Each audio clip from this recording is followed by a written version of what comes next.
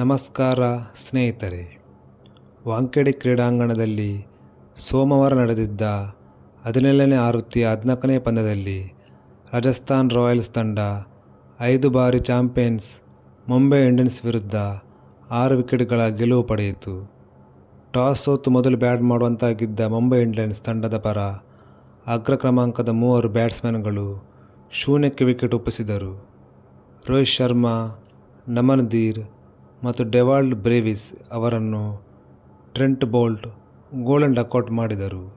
ಮಧ್ಯಮ ಕ್ರಮಾಂಕದಲ್ಲಿ ತಿಲಕ್ ವರ್ಮಾ ಹಾಗೂ ಹಾರ್ದಿಕ್ ಪಾಂಡ್ಯ ಕೆಲಕಾಲ ಉತ್ತಮ ಬ್ಯಾಟಿಂಗ್ ಪ್ರದರ್ಶನವನ್ನು ತೋರಿದರು.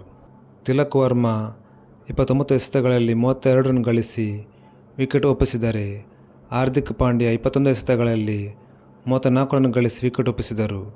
ಕೊನೆಯಲ್ಲಿ ಟಿಮ್ ಡೇವಿಡ್ 17 ರನ್ ಗಳಿಸಿದರು. ಅಂತಿಮವಾಗಿ ಮುಂಬೈ ಇಂಡಿಯನ್ಸ್ 20 ಓವರ್ಗಳಿಗೆ 9 ವಿಕೆಟ್ಗಳ ನಷ್ಟಕ್ಕೆ 125 ರನ್ಗಳಿಗೆ ಸೀಮಿತವಾಯಿತು. ಕಡಿಮೆ ಮೊತ್ತವನ್ನು ಹಿಂಬಾಲಿಸಿದ ರಾಜಸ್ಥಾನ್ ತಂಡ ಅಗ್ರ ಕ್ರಮಾಂಕದ Yashasvi Jaiswal 10 run, Jos Buttler 15 run ಹಾಗೂ ಸಂಜು ಸ್ಯಾಮ್ಸನ್ 12 ರನ್ ಅವರ ವಿಕೆಟ್ಗಳನ್ನು ಕಳೆದುಕೊಂಡಿತು.